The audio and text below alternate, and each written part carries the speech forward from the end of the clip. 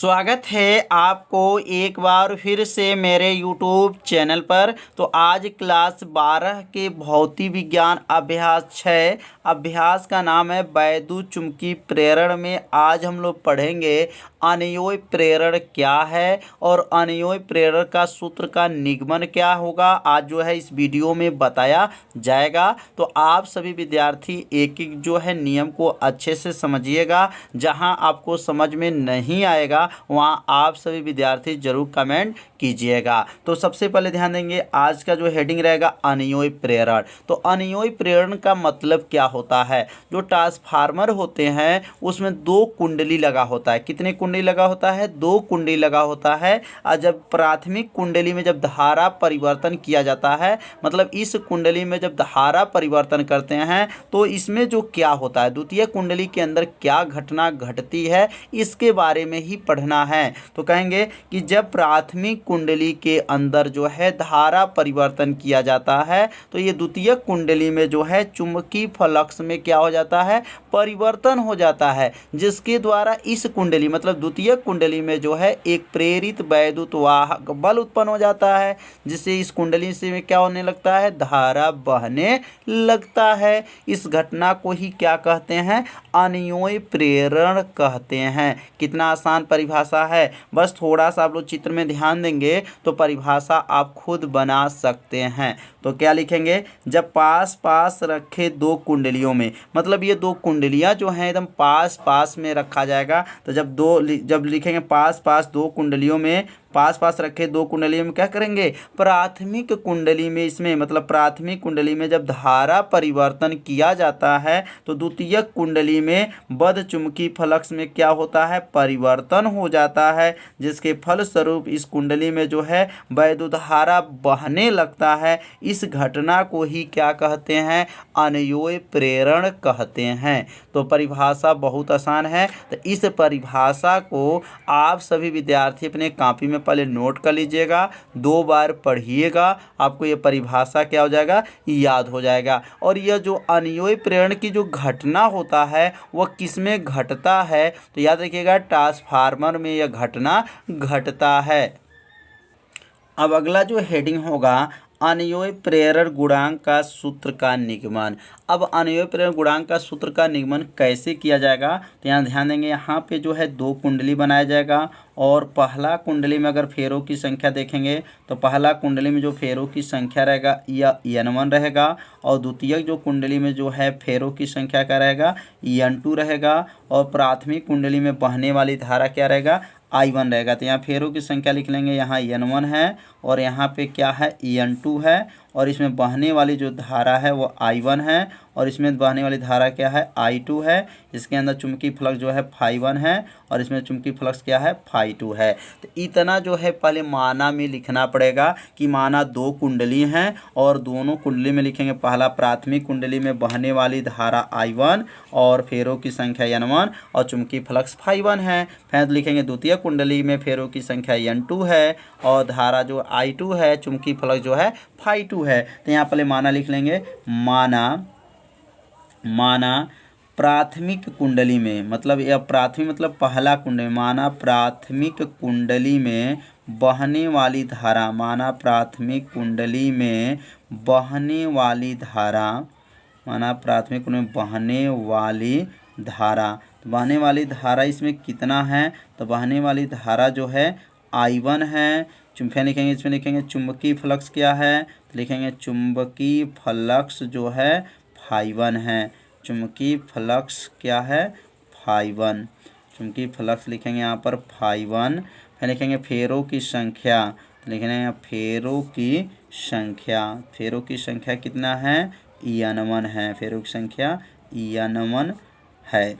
तथा अब लिखेंगे तथा द्वितीय कुंडली में, अब लिखेंगे यहाँ पर द्वितीय कुंडली में, प्राथमिक कुंडली में था, ये जितना मान लिखे हैं ये प्राथमिक कुंडली में था। अब लिखेंगे द्वितीय कुंडली में, द्वितीय कुंडली में बहने वाली धारा, द्वितीय कुंडली में बहने वाली धारा, बहने वाली धारा क्या है, I2 है, क्या है, I2। फिर चुंबकीय फ्लक्स क्या है, तो लिखेंगे चुंबकीय फ्लक्स जो है φ2 है, चुंबकीय फ्लक्स फाई 2 तथा लिखेंगे तथा फेरों की संख्या क्या है, तथा लिखेंगे फेरों की संख्या। तो फेरों की संख्या कितना है, तो फेरों की संख्या लिख लेंगे यहाँ पर En2 है। तो यह चित्र से ही देख के लिखना है कि प्राथमिक कुंडली में धारा क्या है और दूसरे कुंडली में धारा क्या है। अब यहाँ पे जो है ग्रंथिताओं की संख्या जो बनेगा, क्योंकि इसमें कई कुंडलियाँ हैं, तो जब कई कुंडलियों में तो इसमें फेरों की संख्या जब अधिक रहता है तो यहाँ क्या लिख लेते हैं, ग्रंथिताओं की संख्या। क्या कहेंगे, ग्रंथिताओं की संख्या, ग्रंथिताओं की संख्या लिख लेंगे यहाँ पे, ग्रंथिताओं की संख्या। और वो भी ग्रंथिताओं की संख्या किस कुंडली के लिए लिखेंगे, तो ये लिखेंगे द्वितीयक कुंडली के लिए। किसके लिए, द्वितीयक कुंडली के लिए ग्रंथिताओं की संख्या क्या बनेगा, En2 होगा और फाई 2 होगा। क्या बनेगा, En2 फाई 2। इसके पहले हम लोग जो पढ़े थे 100 प्रेरण गुणांक, तो 100 प्रेरण गुणांक में भी ग्रंथियों की संख्या हुआ था, बताया गया था। तो ग्रंथिताओं की संख्या जो है 100 प्रेरण गुणांक में क्या बताया गया था, En फाई बताया गया था, क्योंकि उसमें एक ही कुंडली था और इसमें जो है 2 कुंडली है, इसलिए जो इसमें लिखेंगे द्वितीय कुंडली में जो है ग्रंथिताओं की संख्या क्या होता है, En2 फाई 2 होता है। उसमें क्या बताया गया था, 100 प्रेरण गुणांक में बताया गया था कि ग्रंथिताओं की संख्या जो होता है वह परिपथ में बहने वाली धारा के क्या होता है, अनुक्रमानुपाती होता है। मतलब 100 प्रेरण गुणांक में यह बात बताया गया था। तो इसमें क्या होता है, तो कहेंगे द्वितीयक कुंडली में, ध्यान दीजिए किस कुंडली में, द्वितीयक कुंडली में जो ग्रंथिताओं की जो संख्या होता है प्राथमिक कुंडली में बहने वाली धारा के क्या होता है, अनुक्रमानुपाती होता है। याद रखिए, द्वितीयक कुंडली में द्वितीयक कुंडली में ग्रंथिताओं की संख्या प्राथमिक कुंडली में बहने वाली धारा के क्या होता है, अनुक्रमानुपाती होता है। तो अब यहाँ पे जो है लिख लेंगे, यहाँ नीचे लिखेंगे कि ग्रंथिताओं की संख्या मतलब किस कुंडली के लिए, द्वितीयक कुंडली के लिए लिखेंगे। तो यहाँ लिखेंगे द्वितीयक कुंडली में, द्वितीयक कुंडली के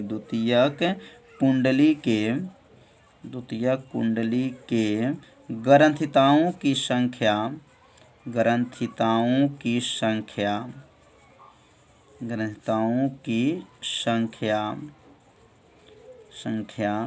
प्राथमिक कुंडली, क्या लिखेंगे यहाँ पर, प्राथमिक कुंडली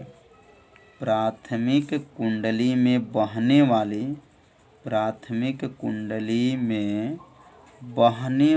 धारा के, प्राथमिक में बहने वाली धारा के क्या होता है, अनुक्रमानुपाती होता है। प्राथमिक में बहने वाली धारा के अनुक्रमानुपाती होता है, अनुक्रमानुपाती होता है।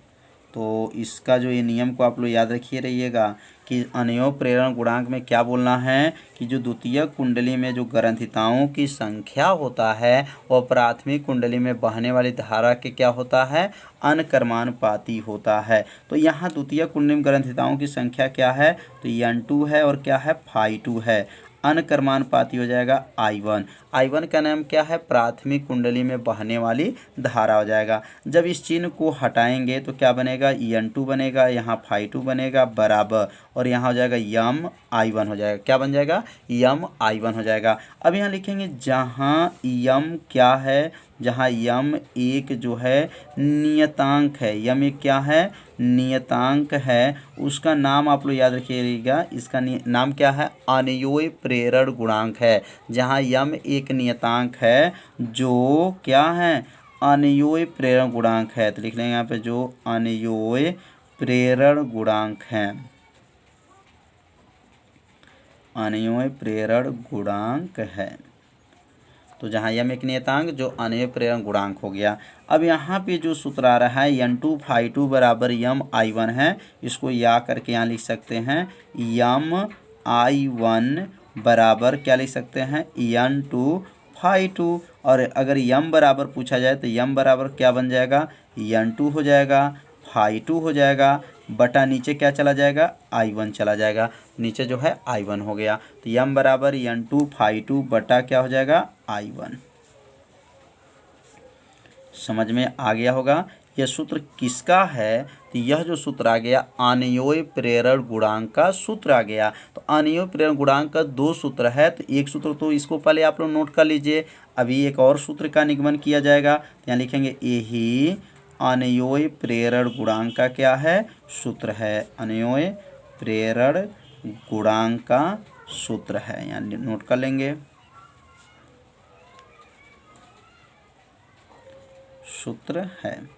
अब यह जो सूत्र हम लोग पढ़े हैं, अब इस सूत्र में जो है फैराडे जी ने अपना कुछ नियम लागू किए। नियम लागू करके एक जो है सूत्र एक और बन गया। तो इन्होंने नियम क्या लागू किए, थोड़ा सा अब यहाँ से समझ लेंगे। तो यहाँ लिख सकते हैं कि फैराडे के नियमानुसार जो है अनियोय प्रेरण गुणांक का सूत्र का निगमन, यहाँ लिखना चाहें तो लिख सकते हैं कि फैराडे के नियमानुसार, फैराडे के नियमानुसार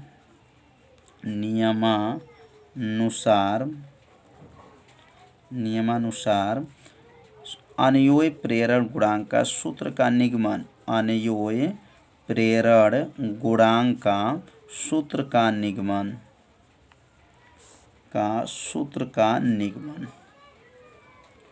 सूत्र का निगमन। तो अब ये इनमें किनके नियम लागू करना है? तो फैराडे जी का नियम लागू करना है। तो फैराडे जी ने जो नियम बनाए थे और इसमें सूत्र में लागू कर दिए, तो एक नया सूत्र बन गया। तो अभी हम लोग पढ़े हैं, ऊपर क्या पढ़े हैं कि द्वितीयक कुंडली में जो है ग्रंथिताओं की संख्या प्राथमिक कुंडली में बहने वाली धारा के क्या होता है? अनकर्मानुपाती होता है। अब यहाँ N2 Phi2 को जब हटाएंगे, यहाँ N2 Phi2 नोट कर, जब इसको हटाएं तो ऊपर क्या लिखे हैं, ये आप लोग ऊपर भी देखे हैं जो निगमन किया गया है, क्या लिखा है? यम I1 है। अब इन्होंने फैराडे जी ने इस सूत्र में क्या करने जा रहे हैं, अब यहाँ लिखे N2 लिखे और यहाँ डेल लगा करके Phi2 कर दिए।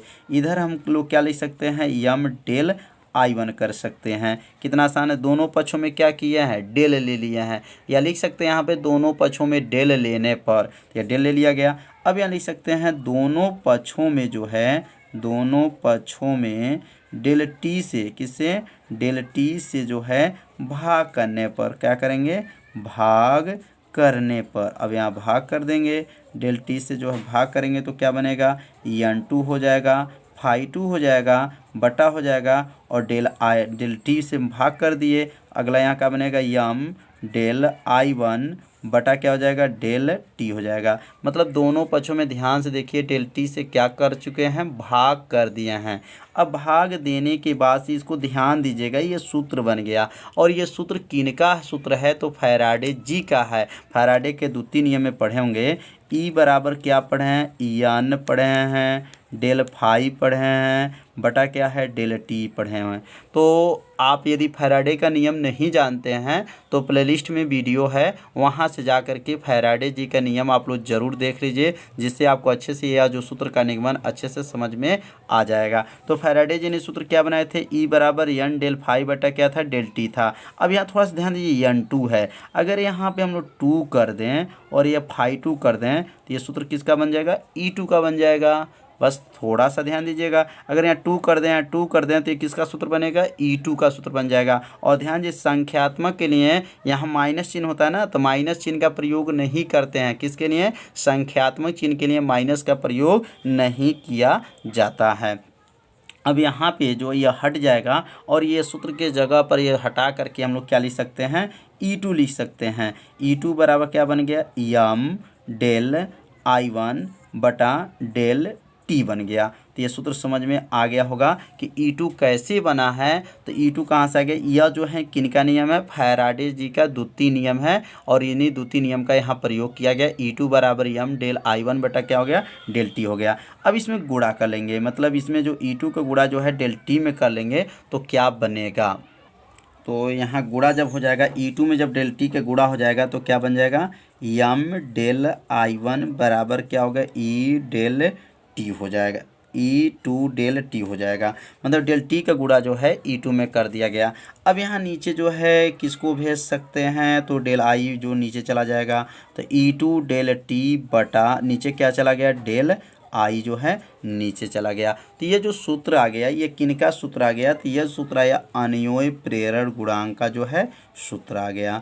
तो अनयोय प्रेरण गुणांक का सूत्र जो है अच्छे से समझ लिए होंगे कैसे इस सूत्र का निगमन किया गया। तो अब अनयोय प्रेरण गुणांक का जो है यहाँ मात्रक नोट कर लेंगे। तो यहाँ लिखेंगे यहाँ पर अनयोय प्रेरण गुणांक का मात्रक, अनयोय प्रेरण गुणांक का क्या लिखेंगे, मात्रक क्या होता है। मात्रक और बीमा ध्यान दीजिएगा, 100 प्रेरण गुणांक का जो मात्रक नोट किए थे और जो बीमा नोट किए थे वही जो मात्रक एवं बीमा जो है अनयोय प्रेरण गुणांक का होता है। मतलब 100 प्रेरण और अनयोय प्रेरण गुणांक का मात्रक जो और बीमा सेम होता है, परिभाषा केवल जो है अलग अलग होता है। तो यहाँ लिखेंगे, अभी हम लोग ऊपर क्या पढ़े हैं, अभी हम लोग ऊपर पढ़े हैं यम बराबर सूत्र देख लीजिए, यम बराबर क्या है, E2 है डेल टी है बटा क्या है डेल आई है। अगर यहाँ लिखें यम का मात्रक, यम का मात्रक मतलब अनयोय प्रेरण गुणांक का मात्रक हो जाएगा, इधर क्या बनेगा E2 बनेगा डेल टी बनेगा बटा होगा डेल आई कोष्टक बंद करके लिखेंगे यहाँ पर का मात्रक। अब यहाँ E2 का जो मात्रक क्या होगा, E2 का नाम क्या है, प्रेरित वैद्युत वाहक बल है। और प्रेरित वैद्युत वाहक बल का मात्रक क्या होता है, तो वोल्ट होता है। क्या होता है, वोल्ट। और डेल टी का मात्रक क्या होता है, डेल टी का मतलब समय, समय का मात्रक क्या होता है, सेकंड होता है। याद रखिएगा, इसका नाम प्रेरित वैद्युत वाहक बल है और इसका मात्रक वोल्ट होता है, टाइम का मात्रक सेकंड होता है और धारा का मात्रक क्या होता है, एम्पियर होता है। तो क्या बन गया, वोल्ट सेकंड प्रति एम्पियर। और ये इसका दूसरा मात्रक आप लोग याद रखिएगा हेनरी होता है। क्या होता है, हेनरी। इसका दूसरा मात्रक आप लोग भी याद रखिएगा हेनरी। तो समझ में आ गया होगा कि अनयोय प्रेरण गुणांक का मात्रक क्या है और इसके सूत्र का निगमन भी अच्छे से समझ में आ गया होगा। तो आज का पढ़ाई कैसा था, आप सभी विद्यार्थी जरूर कमेंट कीजिएगा, वीडियो को लाइक कर दीजिए। चैनल पर यदि आप पहली बार आए होंगे तो चैनल को सब्सक्राइब जरूर कर लीजिए और ये वीडियो को सभी दोस्तों के पास जो है शेयर जरूर कर दीजिए। तो आज का पढ़ाई जो है इतना ही रहेगा, मिलते हैं अब अगले भाग में, तब तक के लिए सभी विद्यार्थियों को नमस्कार।